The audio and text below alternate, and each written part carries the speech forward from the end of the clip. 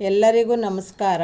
ಅತ್ತೆ ಮನೆ ರುಚಿಗೆ ಸ್ವಾಗತ. ಇವತ್ತು ಸಿಹಿ ಗೆಣಸಿನ ಪಲ್ಯ ಮಾಡೋದು ಹೇಗೆ ಅಂತ ತೋರಿಸ್ಕೊಡ್ತೀನಿ ಬನ್ನಿ. ಒಂದು ಸಿಹಿ ಗೆಣಸು ತಗೊಂಡು 2 ವಿಸಿಲ್ ಹಾಕ್ಸ್ಕೊಂಡು ಅದನ್ನು ಸುಲಿದು ಕಟ್ ಮಾಡಿ ಇಟ್ಕೊಂಡಿದ್ದೀರಿ.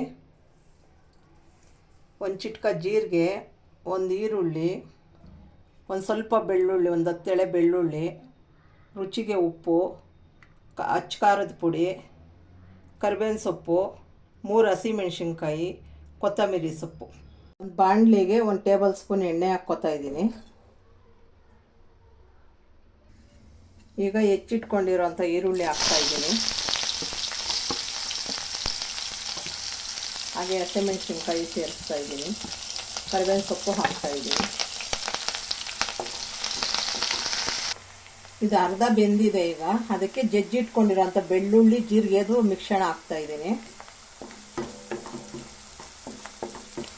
ಈಗ ಅಚ್ಚ ಖಾರದ ಪುಡಿ ಅರ್ಧ ಟೀ ಸ್ಪೂನ್ ಹಾಕ್ಕೋತಾ ಇದ್ದೀನಿ. ಆಲ್ರೆಡಿ ಮೆಣಸಿನ್ಕಾಯಿ ಹಾಕಿರೋದ್ರಿಂದ ಖಾರ ಜಾಸ್ತಿ ಆಗುತ್ತೆ ಅಂತ.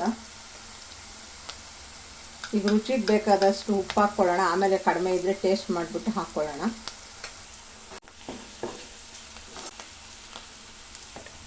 ಈಗ ಕಟ್ ಮಾಡಿ ಇಟ್ಕೊಂಡಿರೋಂಥ ಸ್ವೀಟ್ ಗೆಣಸು ಹಾಕ್ತಾ ಇದ್ದೀನಿ. ಹಾಕಿ ಲೋ ಫ್ಲೇಮಲ್ಲಿ ಇಟ್ಕೊಂಡು ನೀಟಾಗಿ ಮಿಕ್ಸ್ ಮಾಡ್ಕೊಳ್ಳೋಣ. ಸಿಮ್ಮಲ್ಲಿ ಇಟ್ಕೊಂಡು 2 ನಿಮಿಷ ಕೈ ಆಡಿಸ್ತಾ ಇರಿ. ಆಮೇಲೆ ಇವಾಗ ಕೊತ್ತಂಬರಿ ಸೊಪ್ಪು ಸೇರಿಸೋಣ. ಸೇರಿಸಿ ಸುಮ್ಮನೆ ಒಂದು ಸ್ವಲ್ಪ ಬಿಸಿ ಆದಮೇಲೆ ಇಳಿಸ್ಕೊಳ್ಳೋಣ.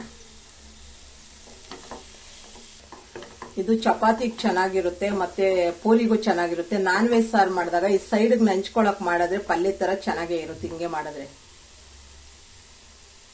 ಇದೀಗ ಇದಾಗಿದೆ, ಸರ್ವ್ ಮಾಡ್ಕೊಳ್ಳೋಣ. ರುಚಿಯಾಗಿರೋ ಸಿಹಿಗೆಣಸಿನ ಪಲ್ಯ ರೆಡಿಯಾಗಿದೆ. ಟೇಸ್ಟ್ ಮಾಡೋಣ. ನಮ್ಮ ರೆಸಿಪಿ ನಿಮ್ಗೆ ಇಷ್ಟ ಆದರೆ ಲೈಕ್ ಮಾಡಿ, ಶೇರ್ ಮಾಡಿ, ನಮ್ಮ ಚಾನಲ್ಗೆ ಸಬ್ಸ್ಕ್ರೈಬ್ ಆಗಿ.